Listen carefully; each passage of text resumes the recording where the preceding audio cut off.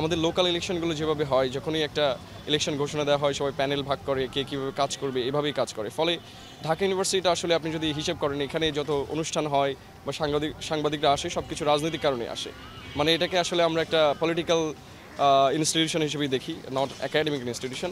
সেই জায়গা থেকে যারা ছাত্র ইলেকশন করবে তাদের তো আসলে প্যানেল থাকার কথা না। আমি একজন স্টুডেন্ট, সব স্টুডেন্ট হিসেবে ইলেকশন করব, আমার মতোই দাঁড়াবো।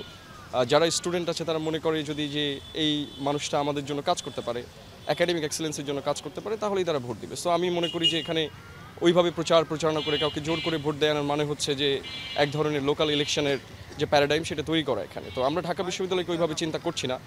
অন্তত 104 বছর পরে আমরা যখন একটা অভ্যুত্থান করতে পেরেছি, সেই অভ্যুত্থানের পরে অন্তত শিক্ষা রিফরমেশনটা দরকার ছিল, এরকম একাডেমিক রিফরমেশনের দরকার ছিল, যেটা ইনস্টিটিউশন হিসেবে কাজ করবে, নট এ পলিটিক্যাল ইনস্টিটিউশন, যেখানে এরকম গ্রুপিং করে জিএস করে এরকমভাবে কেন ইলেকশন করতে হবে, আই ডোন্ট নো।